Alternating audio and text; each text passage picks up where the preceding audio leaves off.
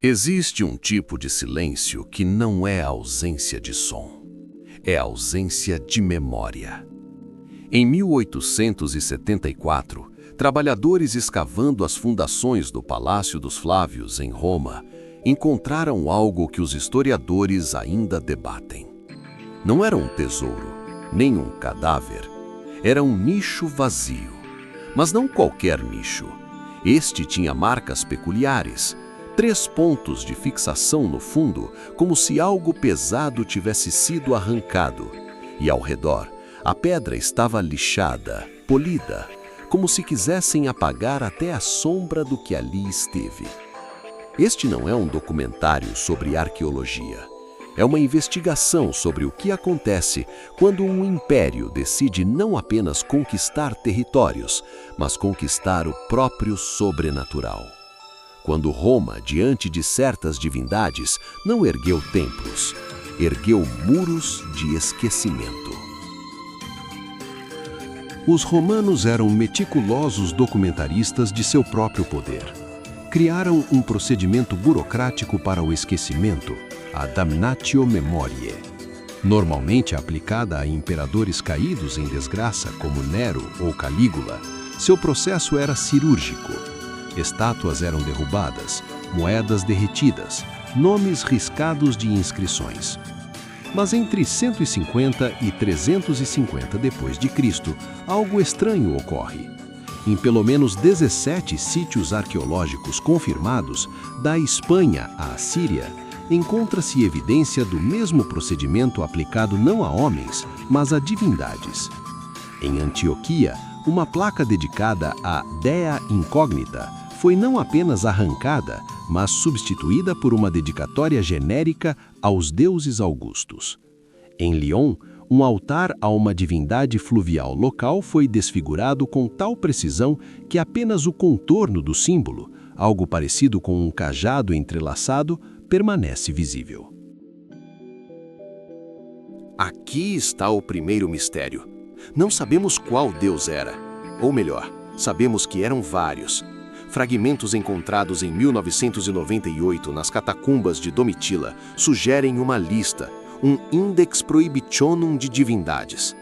A tabuinha 7 menciona o que mede sem medida.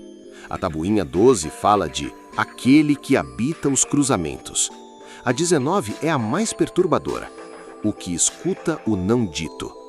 Não são descrições de Júpiter, Marte ou Vênus. São divindades de funções específicas, quase filosóficas. E todas compartilham uma característica. Eram deuses de limiares, de fronteiras, de transições. Em um império obcecado por ordem e classificação, com suas estradas retas, suas leis escritas, suas fronteiras fortificadas, essas divindades representavam justamente o oposto, a ambiguidade, o incalculável, o que não pode ser catalogado. Em Pompeia, na chamada Villa dei Misteri, um afresco descoberto em 1909 continua a intrigar estudiosos. Mostra uma figura andrógina sentada em um trono de raízes entrelaçadas. Em suas mãos, uma balança vazia. Seu rosto foi intencionalmente danificado na antiguidade, não pelo vulcão, mas por mãos humanas. Em 2015, análises espectrográficas revelaram algo impossível. O azul usado no manto vem do lápis lazuli do Afeganistão e o vermelho da cochonilha mexicana. Pigmentos que nenhum romano do século I deveria ter. Mas o verdadeiro enigma está na inscrição inferior, quase apagada. Is qui omnia et nihil mensurat, aquele que mede tudo e nada. Curiosamente, quando o arqueólogo Vittorio Spinazzola descobriu o afresco, seu diário registra: encontrei o que não deveria ter encontrado. Eles sabiam que um dia alguém olharia. Aqui é onde a mitologia deixa de ser lenda e se torna evidência histórica. Porque esses não são deuses no sentido fantástico. São conceitos personificados que algum grupo, dentro ou fora de Roma, considerava tão perigosos que precisavam ser apagados. Imagine, Em um império onde tudo era mensurável, impostos, terras, exércitos, conquistas, surgem cultos a divindades que representam exatamente o imensurável. Não é difícil entender por que seriam inconvenientes, mas apagar deuses, isso vai além da conveniência política. Isso é temor teológico. Em 2003, durante reformas na Basílica de San Clemente, uma descoberta acidental revelou o manual. Não era um pergaminho, mas uma série de 23 tabuinhas de cera em uma câmara selada. Nota do arquivista. Localização: nível -2, setor 7. Classificação: nível 4, restrito. Elas não continham orações ou hinos. Continham instruções, métodos sistemáticos para substituir, ressignificar ou apagar divindades inconvenientes. A tabuinha 6 detalha: para divindades de cruzamentos, atribuir a Hermes/Mercúrio, depois associar a ladroeira, gradualmente abandonar o culto. A tabuinha 14 é mais direta: quando não puder substituir, crie vazio. Um nicho vazio ensina mais que um altar cheio. Nota do arquivista. Comparar com procedimentos de reassentamento populacional romano. Mesma lógica. Apagar identidade. Impor nova. Este não era perseguição religiosa. Era engenharia social aplicada ao divino. Mas qual o preço de apagar um deus? Em 2011, escavações em Cartago revelaram uma casa simples, destruída no século III. Dentro, sob os escombros, uma pequena estatueta de terracota. Ao quebrá-la cuidadosamente, arqueólogos encontraram um bilhete em papiro. Escrito por uma mulher chamada Lívia, dizia: "Desde que tiraram o pequeno altar da esquina, meu filho não dorme.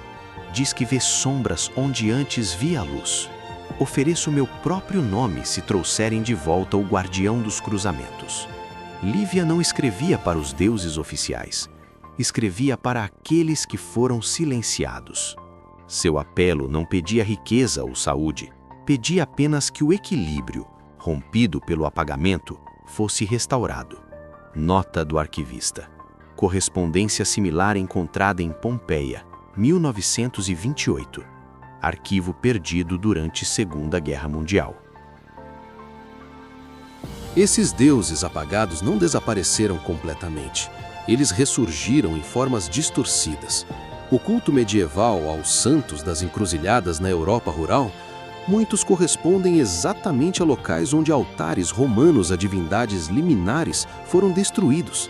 As lendas sobre fadas que roubam crianças em locais de antigas estradas romanas, possivelmente ecos distorcidos de divindades que guardavam passagens. Até hoje, em festivais no interior da Sardenha, pessoas usam máscaras sem feições e dançam em silêncio. Tradição cuja origem ninguém recorda, mas que sempre ocorre próximo a ruínas romanas. O apagamento foi tão perfeito que não sabemos o que perdemos, apenas sentimos o vazio. Aqui está a contradição que transforma essa história de censura em mistério permanente. Roma era notoriamente sincretista. Assimilou deuses gregos, Zeus virou Júpiter. Egípcios, Ísis teve templos em Roma. Persas, Mitras era popular entre soldados. Por que então apagar especificamente essas divindades menores? A resposta pode estar na natureza do próprio império. Após a desastrosa Batalha da Floresta de Teutoburgo em 9 DC, onde 3 legiões foram aniquiladas, Roma tornou-se obcecada por fronteiras, muros, limites, controle. Divindades que representavam exatamente o oposto, transição, ambiguidade, o que está entre, tornaram-se não apenas inconvenientes, mas ideologicamente perigosas. Nota do arquivista final. Pergunta não respondida. Quem decidiu? Senado? Sacerdotes? Um indivíduo? Arquivo danificado. Talvez o legado mais duradouro de Roma não seja o que construiu, mas o que destruiu. E não destruiu com martelos ou fogo, mas com algo mais sutil e permanente: o esquecimento sistemático. Quando olhamos para esses nichos vazios, essas inscrições raspadas, não estamos vendo o vandalismo, estamos vendo um ato teológico, a definição do divino pelo que não pode mais ser nomeado. O que permanece não é a resposta, mas a qualidade peculiar desse silêncio. Um silêncio que foi fabricado, burocraticamente, por um império que acreditava poder controlar até o sobrenatural. E talvez, justamente por terem trabalhado tanto para fazê-lo esquecer, esquecer seja a última coisa que devemos fazer. Estes vazios na história não são acidentes da arqueologia, são marcas intencionais, sinais de que alguns mistérios não foram feitos para serem descobertos, mas para serem sentidos na ausência. O que mais foi apagado que nem sabemos que falta? Compartilhe sua teoria nos comentários, porque às vezes a única forma de preservar uma memória é mantê-la viva na conversa coletiva. Se este registro de algo que não deveria mais existir ressoou com você, inscreva-se e ative o sininho. O próximo arquivo já está esperando.